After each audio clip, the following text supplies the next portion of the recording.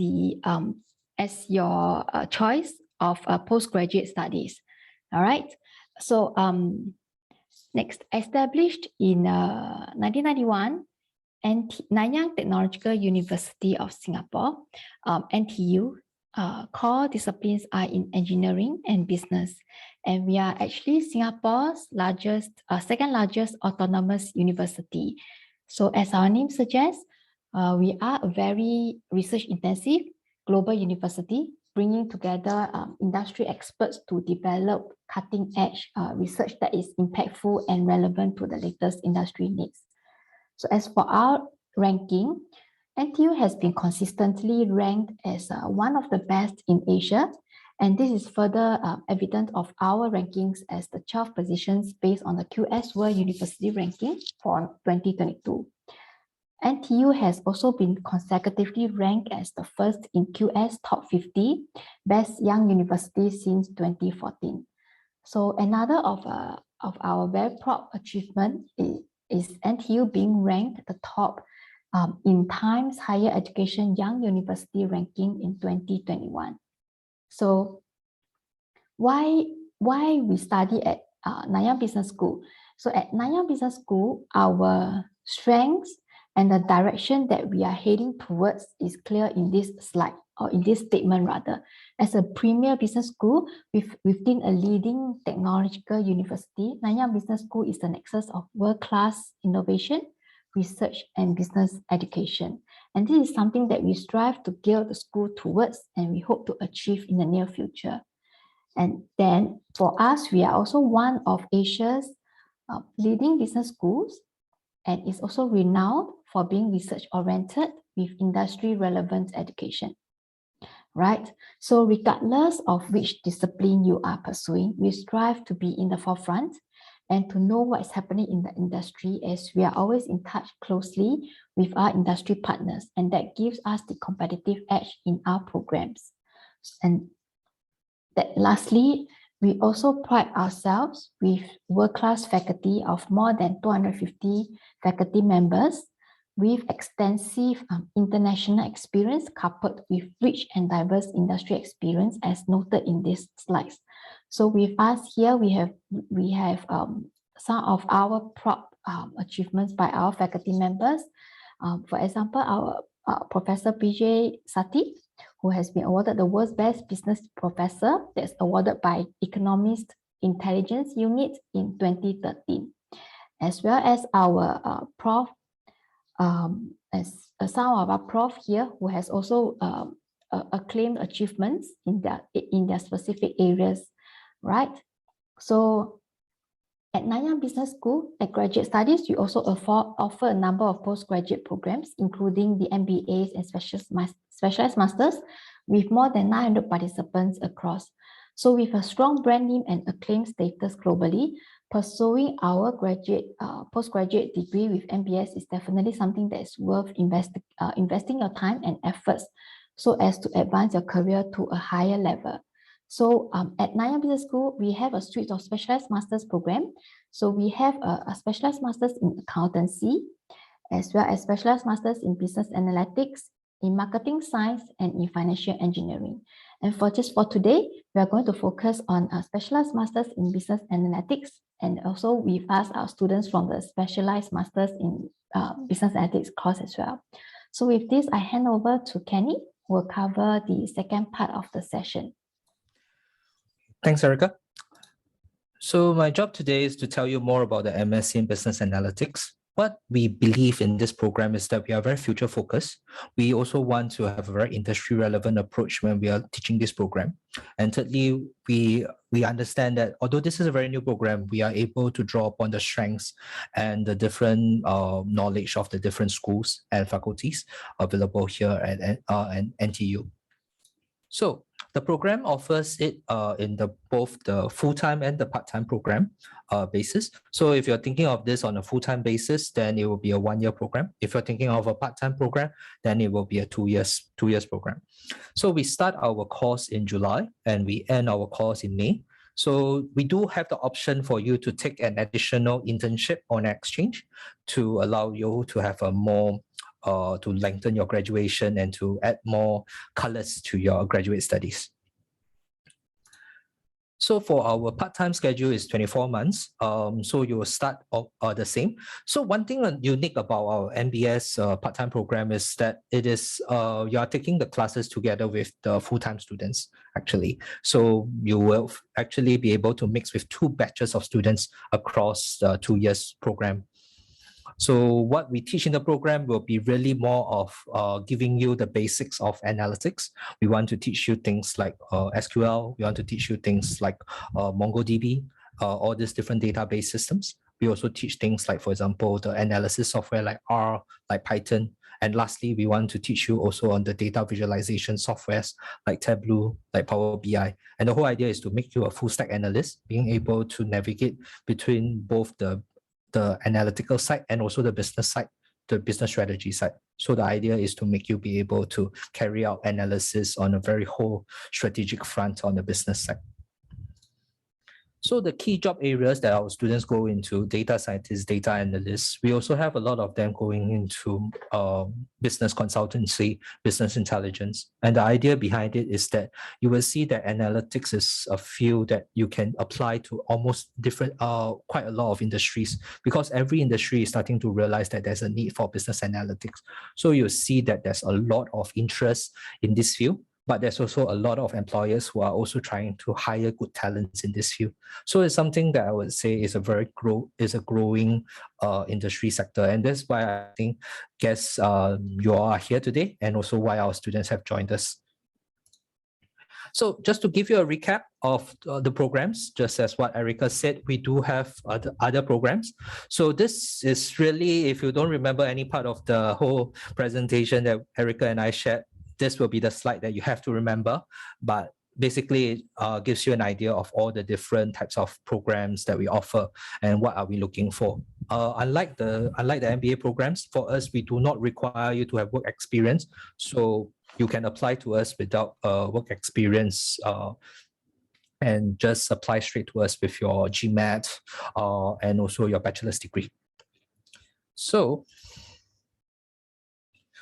for application, it's now open. So if you intend to apply to us, you can do so now.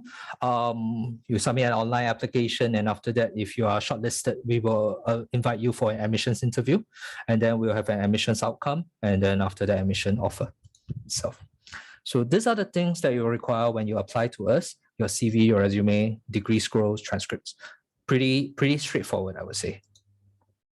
So one thing that a lot of our students benefit from, which later on you will hear more about, is our GCDO, which is our Graduate Studies Career Development Office. What they do is really to try to let you put your best foot forward so that you can be able to know more about the different job prospects there are, how to prepare yourself for interviews and all. So later on, we will be talking more about this through our student sharing. So if you'd like to follow us on social media, please do so. We have all these different social medias that you can follow us on and to know more about the updates. Okay, and now let me introduce today's speakers, the highlights of today's program, which is all the students. So first up, I have Pin Siu, who is an alma mater, who is our alumni. She was previously from NTU, Bachelor of Business. Currently, she's doing our program on a part-time basis, and currently she's also working as a data analyst at GXS. I hope that's how you pronounce it. Yeah, so this is a joint venture between Grab and Singtel. So yeah, so later on we will talk more about this particular how the skills that she learned from the program can be applied. Next, I have Nicole Xue Songyue. She came to us directly as a fresh graduate. She studied Bachelor of Finance from Chongqing University, and now she's doing the program on a full-time basis. She has also gotten an internship, so we will share more on how GCDO helped her in that aspect. Next, we have Devanshi. Devanshi came to us from Delhi College of Engineering, Bachelor of Technology. Before that, she was with PwC India. So she's somebody who has some work experience, was hoping to use the MSBA to help her enhance her credentials better. So later on, we will be talking more about how that helped, how that aspect. And lastly, we have Benjamin Liban, who is from Fudan University, Bachelor of History. So why we highlighted his profile is also part of the reason is that he didn't study a quantitative or even a business degree. So for those of you who are not from the same background, who are not from a quantitative background, I think you will really want to listen to how his sharing helped and how he coped with the course. Okay, so with that, I end the presentation. Now we go into the question. Now we go into the session itself. So, okay, once again, thank you, the students. And if you haven't heard my earlier announcement, please try not to unmute yourself so that we do not have any disruption. So let me get all of them to do a simple self-introduction first. So maybe I get Pin Xiu. You could just, so for all everybody, please introduce yourself with your name, university, previous course of study, and the reason for joining the MSc in Business Analytics here at NTU Singapore. So maybe I get Pin Xiu to do it. Go first. Yeah, so hi everyone, I'm Pin Xiu. So previously I had a bachelor's in business with NTU as well. And the reason why I chose this MSBA was for a few reasons. The first one was because when looking for my curriculum, I was looking for specific topics to learn. And I realized that actually the MSBA did cover what I wanted to learn. And on top of that, I also attended the sharing session last year and hearing from the students more about the curriculum, how they mentioned about it, it's more quite technical. It was also what I was looking for. So therefore, I decided to apply for this NTU MSBA on top of the fact that I was already familiar with the NTU, systems and environment. Yeah. Okay, great. So next I will have Devanshi. Hi everyone, I'm Devanshi. Prior to I have completed my engineering in electronics and communication from Delhi College of Engineering, and post that I worked with PwC as a consultant. So my reason for joining MSBA was when I was looking for a master's course, and the business analytics course really struck out to me because it was combining business and analytics both, which is something that I was really looking for. And NTU in particular because because of their focus on technology and like academics, which I really felt resonated with me. So yeah. All right, thanks. So next I have Songyue Nicole. Hello everyone, nice to meet you. I'm Songyue, and before I came to NTU, I was studying at Chongqing University in China, pursuing my bachelor's degree in finance. I know many of you are from the same undergraduate major like me, and of course, some of you are not, because we get really great diversity in our program. So when someone asks why this major, we might have different answers, different reasons. But I believe one reason in common is that data analytics skill, programming skill are very essential and becoming more and more crucial in the real work situation. Is also in the financial markets. So apparently the reason why I chose this major is that I believe I could gain the most useful skills here, and I could apply it to my future job for working more efficiently. Yeah. Right. Thanks, Songyue. So last but not least, Benjamin Liban. Yeah, hello everyone. I'm Yuan Liban, and I'm also an MSBA student of NTU. Before coming to Singapore, I obtained my bachelor degree of history from Fudan University in China. And I also studied a second major of international economics and trade, with the hope of getting into the real business world from a humanity background.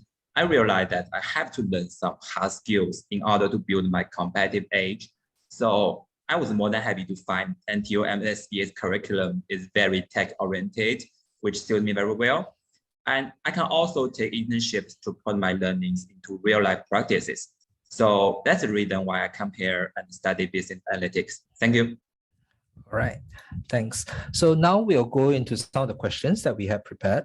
So the first question that I have is for Pin Xiu, who is, so as a part-time student, I think a lot of the students who are part-time, they want to know how is the workload like for you on a weekly basis? Is it something that drags you? Yeah. For now, my workload, I have classes twice a week. And then usually, I usually don't do my studying during the weekdays because, usually after work already quite tired. So most of the time I take at most 1 day of my weekend to like do all of my pre-reading and tutorials or preparations for classes. So because at least for part-timers, we only have 2 classes a week. So I think it kind of like, help us to balance or manage out as compared to like the full-time students who have 5 courses. So definitely we still have some time to do our preparation for all these classes.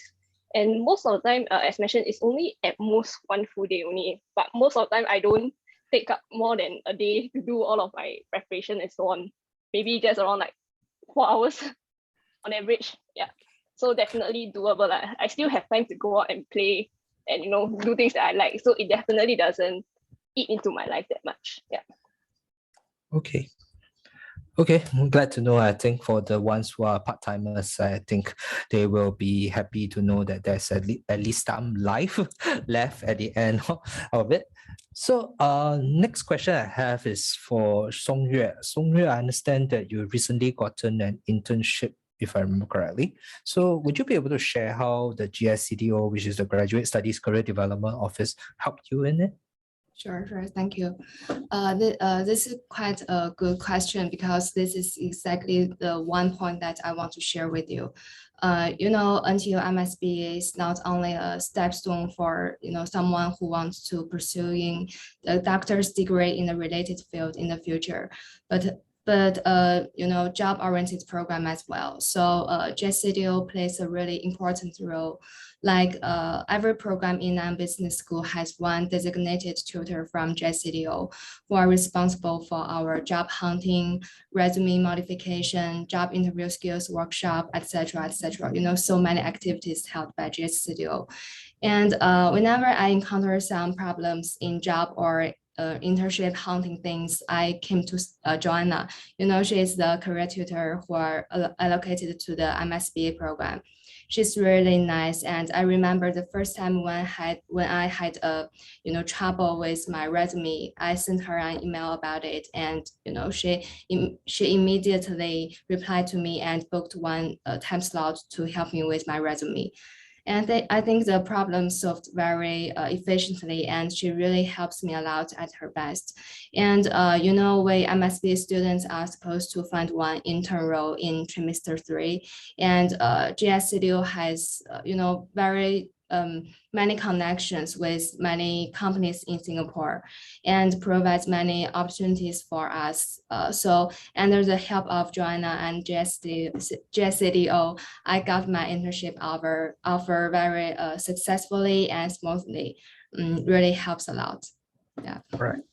Thanks. So the next question I have is for Devanshi, and I think this is a question that a lot of students who are probably thinking of, who have been working, are thinking of. It's really like before that you have been working as PwC. So what made you decide to hit the books again, like to take a MSc in Business Analytics? So Devanshi. Yeah.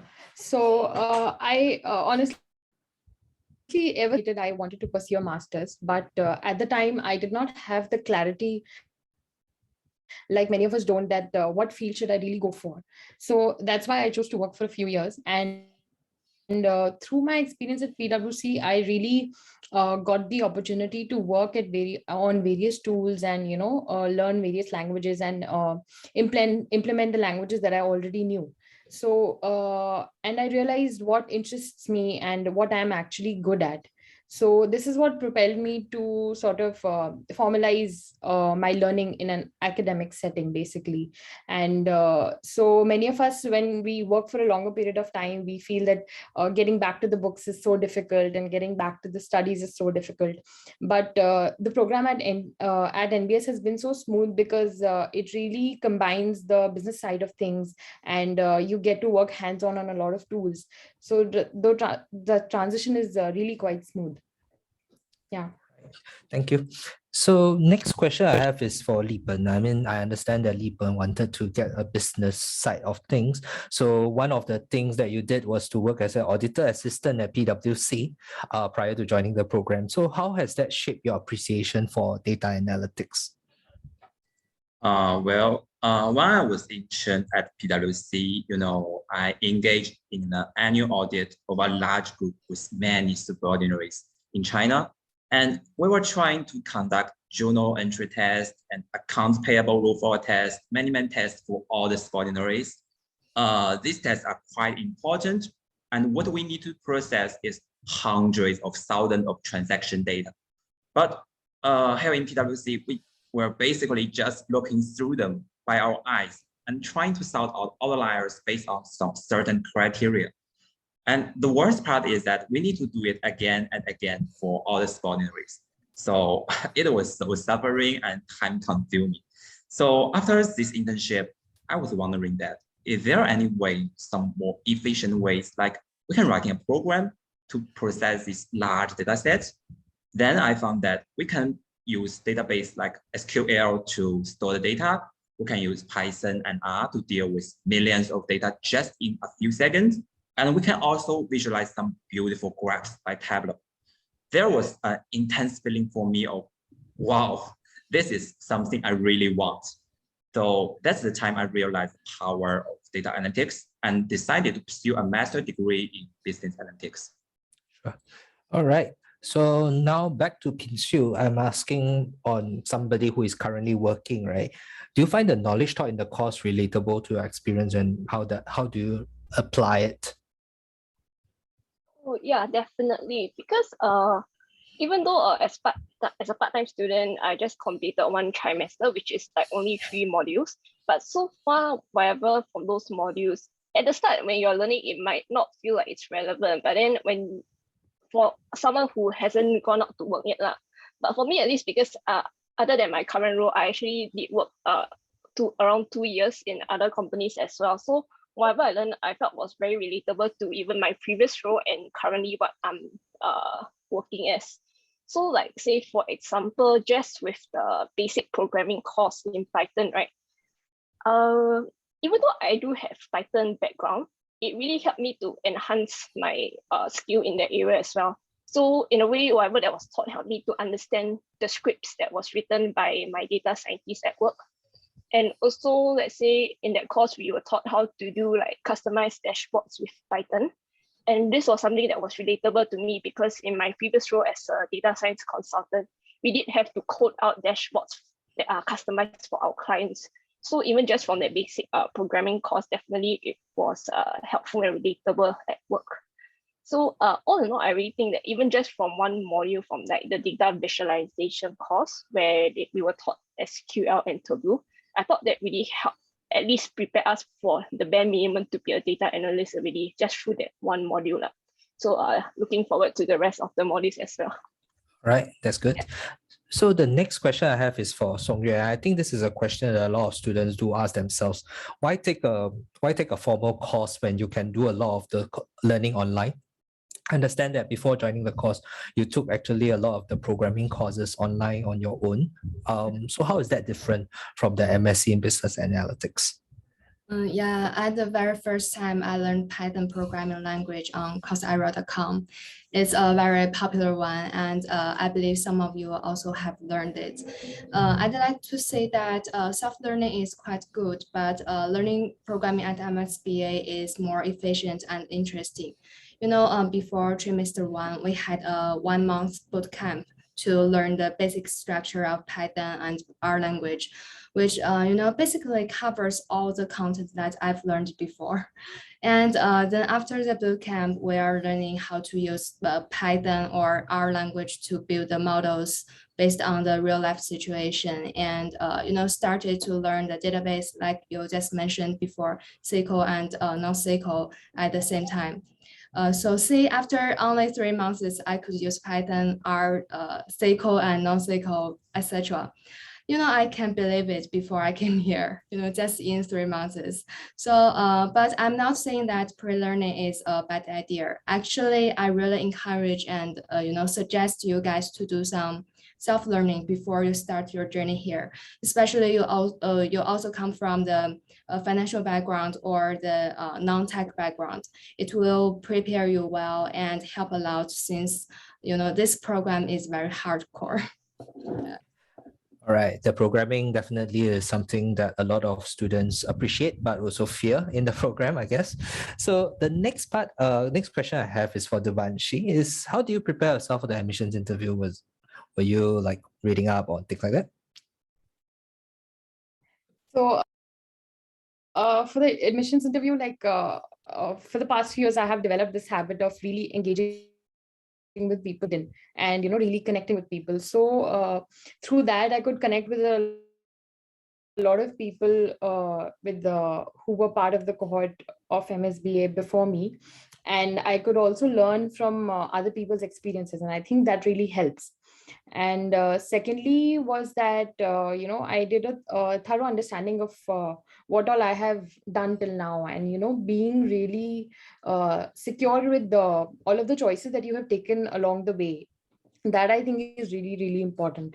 And thirdly was I took a few mock interviews with people who were willing to offer such opportunities on LinkedIn, and that kind of really helps you to realize where you can fumble, or where you can not be answerable, sort of.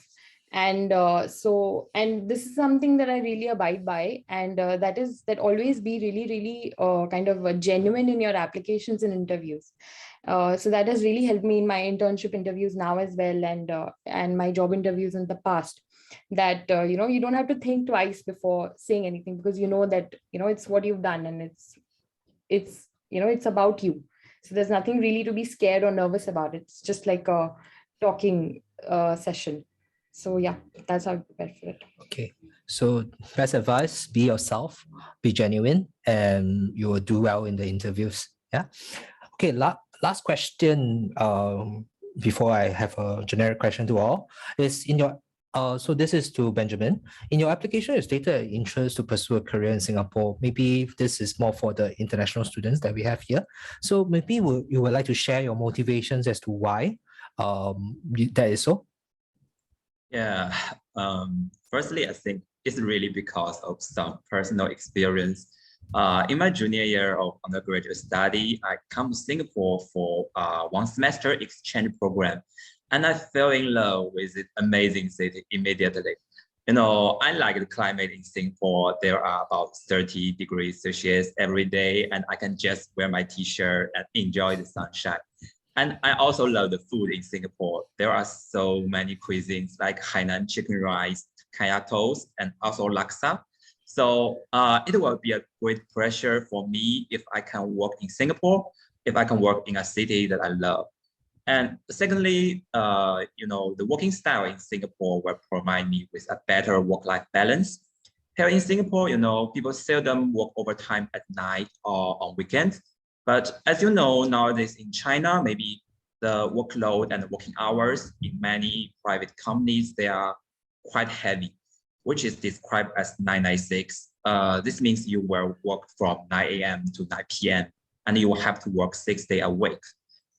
Many young people just fully devoted themselves to work, but they do not have the time, do not have the personal time for relax or for family. So personally, I would like to have my own life other than work and career. So that's the reason why I would like to try to pursue a career in Singapore after graduating. Thank you. All right. So this one is a generic question to all, then I'll call upon you. So maybe describe your program experience so far in 1 sentence. So first one I get is Pin Xiu ba. Pin Xiu. I think maybe 1 sentence would be, or maybe 1 word to describe it would be enriching. Yeah. All right. Next I have Songyue. Nicole. Hi. I will give a very short one. It's Sure. challenging, stimulating, but worth it. Yeah. All right. Next I have Devanshi. So yeah, I would like to say that I mean, for me personally, because like coming from India and all the travel and everything, so including all of that, like the journey has, not been smooth throughout, but it surely has been worth coming here. Yeah. Right. Okay. So next, last but not least, Benjamin. Yeah, I would like to say machine learning and enriching learning, also happy learning. Yeah. All right. Okay, so I have this question. So right now we have come to the end of the sharing session. So if you have any questions, right now is the best time. So if you like to, you can type your questions in the chat box here. So I do see some questions. So this is from Shen Feng asking, hi, how well should we get familiarized with the coding tools such as Python and R to make the bootcamp experience better? So maybe I call upon somebody who has done self-learning. Songyue, Nicole, maybe you could share a bit on this.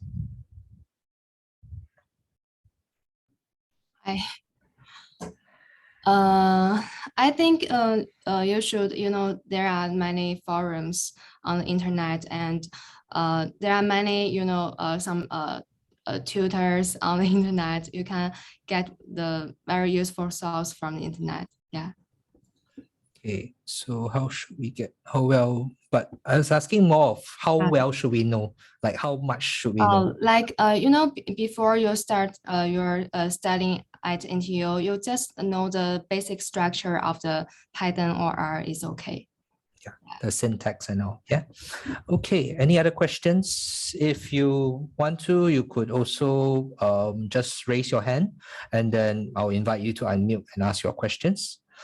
Okay, so hi, may I know if there are concurrently virtual online class? So online is not our current format. So our online format was only introduced due to COVID. So unfortunately, that was a requirement. But other than that, we do not have it online. So we do not foresee that as being the current, the normal state. Okay, so let me ask Tian Yi. Tian Yi, would you like to unmute yourself? Yeah. Oh, hi. My question is actually, is there a minimum requirement GPA to get into this program? Because like I saw is that it's a good bachelor degree, like a requirement. So like I want to know like the detail for that. Okay, so this part I'll answer, I mean, because we are from the admissions. So it's around 80%. That's what we're looking at, but we do not look at just one single factor, which is just your GPA. We look at a few factors. So we look at your GMAT or GRE. We also look at your work experience if you have any, and if you have been doing some internship that's related to data analytics, those will be helpful. So I would say that your best bet is to make an application. I mean, of course, if you're very far off from 80%, you definitely other things will have to make up for that difference. So that's about it. Most degrees we accept. So yeah, not to worry about that part. I do have one question that was sent to me directly from Siva Shankar. I hope I didn't pronounce your name wrongly. Is GMAT mandatory? This program, yes, GMAT is mandatory. We only offer waivers for GMAT or GRE if you graduate from NTU, NUS, SMU, SIT, SUSS, basically all the AUs in Singapore with at least a second upper, then we will consider you for a waiver. It's not automatic. We will still need to review your application before considering the waiver. All right. So yeah. Okay. Maybe I get Prashant. Prashant Mutusami. All right. Thanks for giving me an opportunity. So Sure. I am a professional, like I am almost like having 6 years of experience from big data technologies.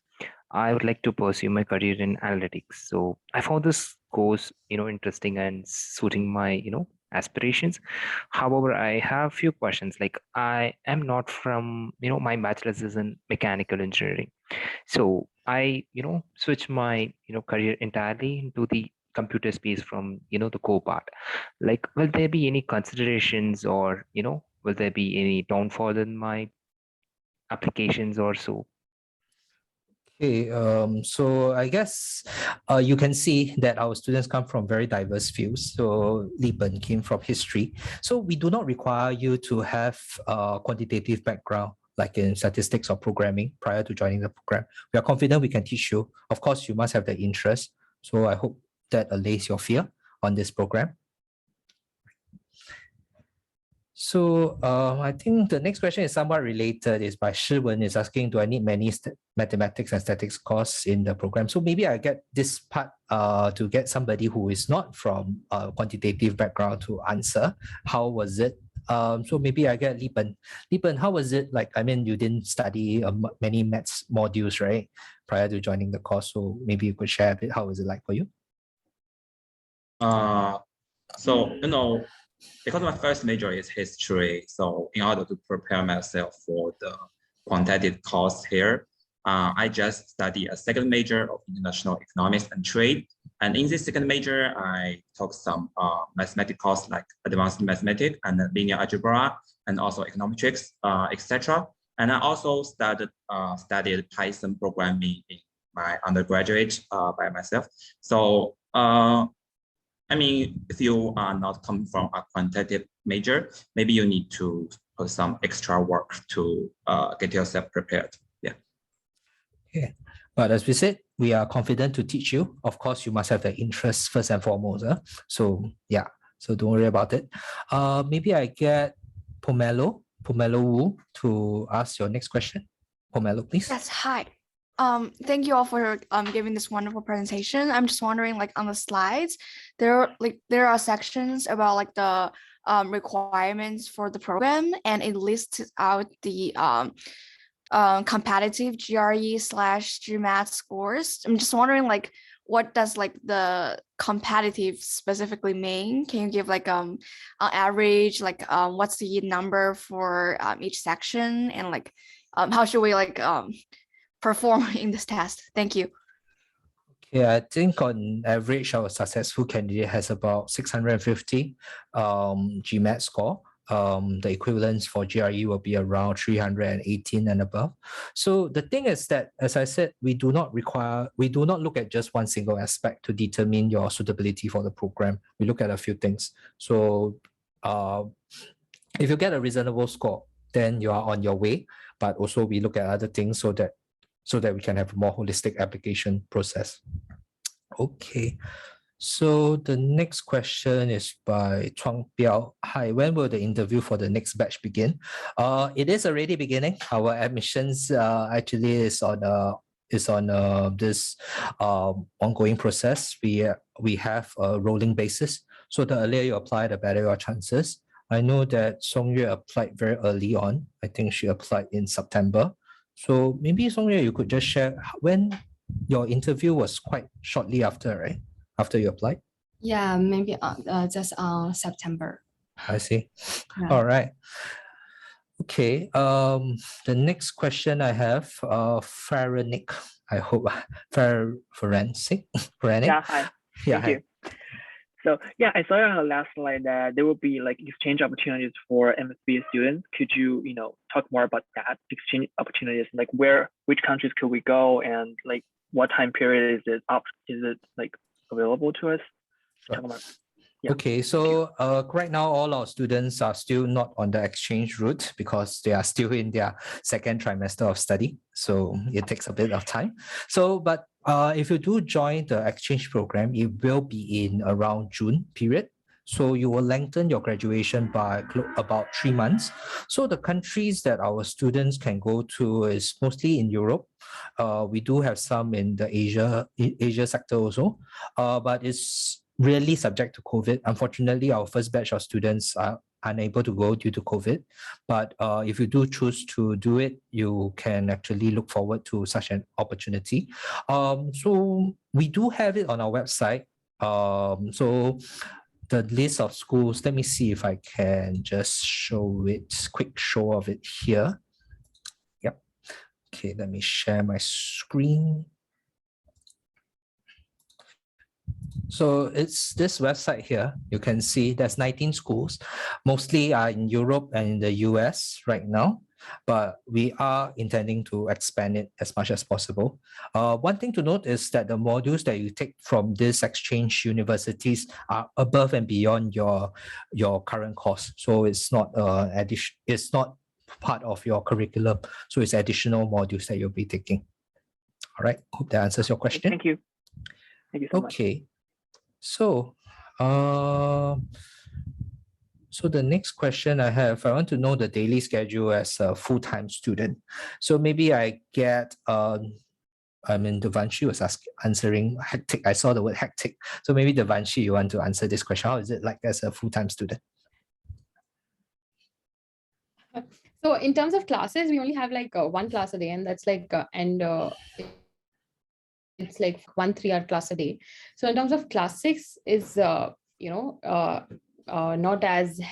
not as hectic, but when it comes to assignments and what you need to work on, and you need to do pre-learnings, so that way I think the course really keeps you occupied and engaged.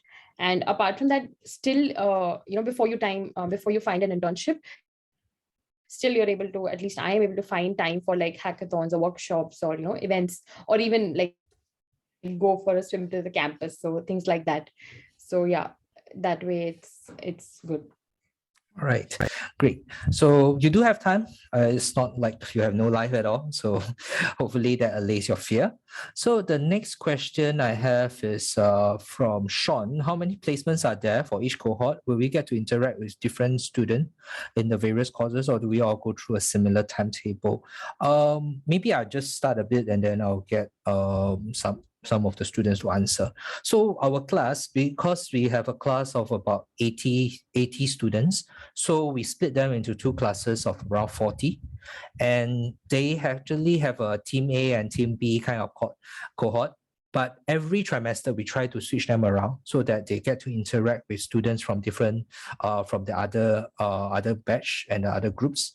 So for a part-time student, Pinsio, she's actually able to interact with students week in and week out with different groups, because unfortunately for her, she only takes classes in the evening. So whoever classes is in the evening, she'll get to interact. So maybe Pinsio, you want to share a bit on how is it like on the different cohort, interacting with the different cohort? I think I know for sure that when I started my classes this semester, I was asking some of my classmates that I was in the same group with, like, what were their class timetable like. So apparently all of them were in a different schedule with me. So I felt like it was as good as a really whole A/B swap over. But then I wouldn't say it was a full 100% of everyone swapping. There will be still some mix of like group B students still staying in group B and so on.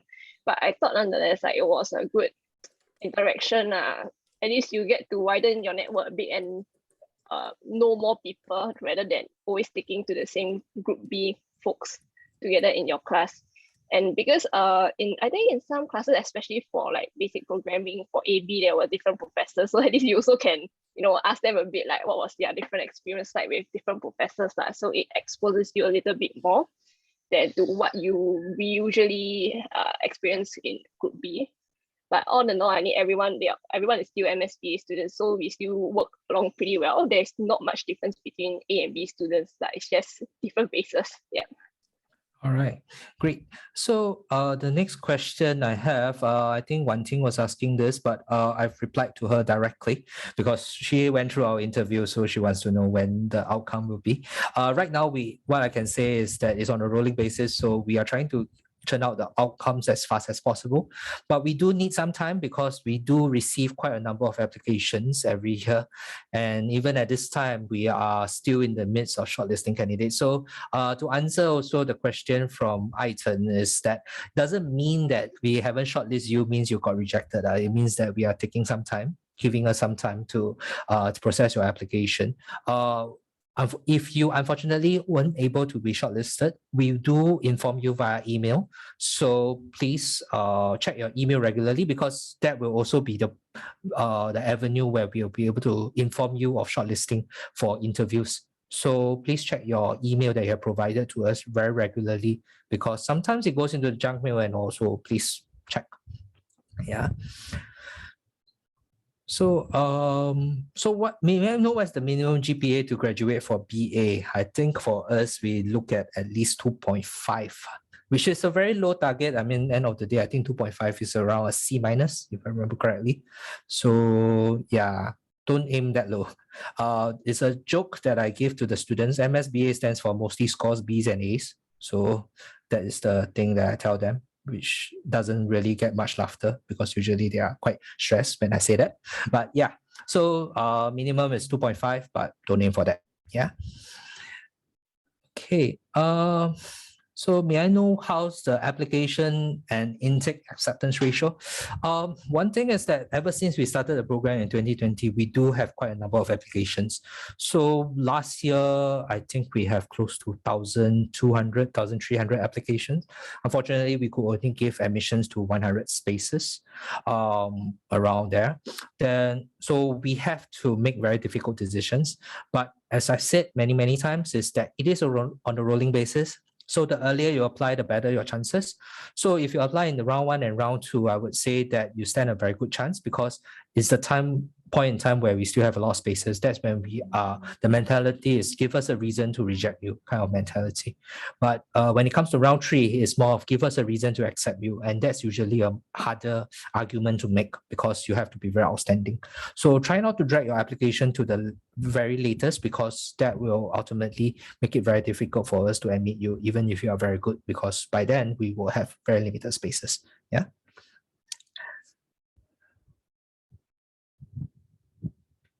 So Sirius is asking this. So as I said, we are still, give us some time to process your application.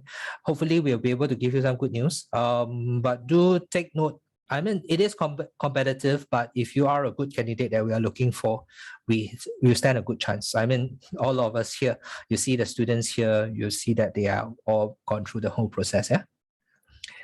Okay, are there any questions? Anyone wants to know about student life? How is it like? What the food like? Yeah, I think Benjamin will be able to answer that question on how is the food like, right? Benjamin, what's your favorite food in NTU? Maybe kaya toast. Kaya toast. But I seldom eat it as it's very hard for me to wake up very early to go to the canteen to eat. I see. Brunch. Well, I envy you because I mean, no matter how much you want to eat, you are still so slim. On the other hand, I drink water and I feel fatter already. All right. Yeah. So Jackie is asking, if I've done several projects by using programming language, will it be a strength for application? Answer is yes. I think is what Song Yue or Li Ben was actually sharing, is that they have done some programming. So those are things that we are looking out for because it shows interest in the program and in the business analytics. So this will be some things. So do highlight some of these projects, especially in your resume, because those are the ways that we can see your interests. Yeah. Okay. Any more questions that you all might have? Okay. Okay, maybe I asked Devanshi this question because she was... Okay, Devanshi's situation is a bit unique. Reason being is that she actually spent T1 online because we had the travel restriction for Indian students, unfortunately. So how was it like adjusting back to a face-to-face learning after one trimester of online learning? So I think in answer to this, the first class that was held physically for me in trimester 2, in the first class, I felt, so I felt a bit distracted, and I felt that I have gotten accustomed to the online learning pattern. But in the next class, I was more prepared and I was more focused. Then obviously I came back to the realization that physical classes are more engaging and you're able to discuss with your peers, and you can get your doubts cleared very easily. There's no thinking twice about it. So yeah. Actually, I recall this from some of the full-time students, some of the students who took online lessons and then transited to physical lessons. They said that on the first day of lessons, when they had physical lessons, they were like doing a bit like a blind match, those kind of blind match, because they only see the person online. They have never seen the person physically. And then when they see the person physically, oh, this is how you look like. I didn't realize. Then after that, that's where you have your blind date. Okay, so the next question I have is from Li Peng, who is asking, can I study for more than 1 year as a full-time student? The answer is yes, but that is on the basis that you take the internship, or you do the exchange program. So you have the option to lengthen your graduation for the thing. Okay. So after the application, how long will we give us some time? I think a lot of students have applied. We just closed our application in November, on 30th of November. So right now, I would say that we are really in the process of reviewing all the applications that have been received to try to shortlist them as early as possible. So do check your email regularly. So I hope I can be able to give you some good news soon. But we take time to process every application. So do give us some time to do that. Yeah. So is it hard for international students to stay in Singapore to work? Okay, I think this question I'll answer because all of them are still in the. So for us, I would say that last year, most of our students who intend to stay in Singapore did find internships, did find jobs in Singapore. So it is possible. The thing is that Singapore's climate is still a very welcoming to international students. We do want students who are able to contribute to be able to join the program. To be not just join the program, but join the workforce in Singapore. So as long as your company is willing to sponsor the visa and everything, it's really not a very big issue. Yeah. So most of our students who have graduated were able to. Okay. So the next question is, for part-time students, what's the maximum length of years for graduate? Maximum will be 4 years, 2 times to graduate. So that is the longest time that you can take to graduate. So it's 4 years. Okay, so maybe this question, I will pass it to the student from Sirius. May I ask what you are expecting in an interview? I think what are the questions that were being asked at the interview? So maybe I pass this to Songyue. Okay. How was your experience like during the interview? Oh, that's like 1 year ago. Yeah. It's basically some basic questions like why NTU, and why you choose NTU, why Singapore, why MSBA, and also the interviewers asked me about some details of my resume, like the projects I've done before by Python and some internships experiences. Yeah. Okay. So you should be familiar with your own experiences. Yeah. So one thing to note is that for us, the admissions interview, we ask different students different questions based on the resume and things like that. So we do not require you to have the experience. So if you do have, we will ask that. If you don't have, we will not ask that. So it's more, we will gauge the interest. Okay. So of course, make sure that whatever you write is genuine. So if you tell us that you have programming background, and when we ask you the questions and you tell us that no, you don't, then it's not going to be a very smooth interview. Okay, so Siva is asking me, what is the letter of recommendation? What is it like? So it's actually very easy. When you're making an application, you are able to nominate 2 references. So when you put in the reference, they will automatically be sent an email, so asking them to fill up a form. So you can just do that. Yeah, so it's very easy. So the 2 recommenders can be your professors, can be your work employers. I would always encourage you to find somebody who knows you well, who is able to gauge your work abilities. So those will be the best recommenders. Okay. So hi, may I ask, when can we apply student dormitory and how? So I think last year we had some issues with student dormitory due to the COVID situation. So application for dormitory will start as early as in May, and you just apply online. So we will try our best to match our students, but understand this, due to COVID, we do have quite a number of restrictions as to how many students we can admit into the dormitories. So that usually creates some kind of disappointment when students do not get. Yeah. Okay, so Jingliang is asking a question. So Yeah, Jingliang, hi. yeah, hi. Yeah, I want to know, like, do you have a time, like, after graduation from this program, do you have like 1 year or 2 year to look for a work that can sponsor you, or no, you have to find a company immediately after graduation? Because I know like other countries have this kind of time to make you to find the work, right? Okay, yeah. So what happens usually is that when our students graduate, they are required to surrender their student pass.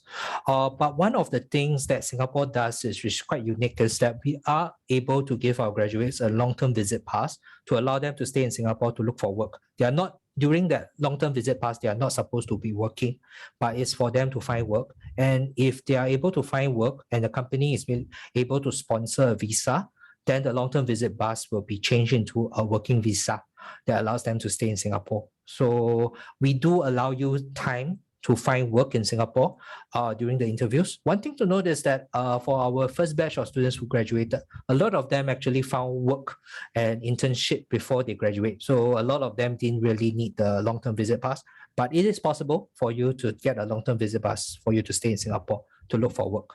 Hope that answers your question. Thank you. Okay, we have, I guess we can do one more question if there's any. Anyone? Okay, if not, do you have the salary mean? I think you're asking about for business analytics. So business analysts, I think there is a study that was published by MDA, which is Info Mediacom Development Authority of Singapore. So on average, I would say that a pay of an entry-level analyst from that study was about 3,500 all the way to 5,000, depending on the level of proficiency that you have, and also the job roles and also what is required. So it's something that you can take a look at. Okay. Okay. So I guess that comes to the end of today's session.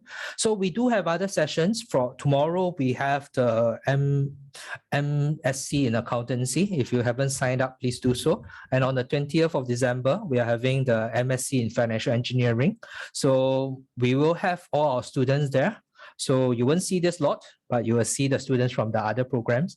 So please do join us if you are very keen to find out more about these different programs. Thank you very much for your attention. I think we have time. Is PR a compulsory requirement to get a job? No, answer is no. We don't have to. You don't have to be a PR to get a job. Yeah. Okay. So that ends today's session. Thank you very much. Thank you, students, and hope to see you and your application in NTU very, very soon. Thank you very much.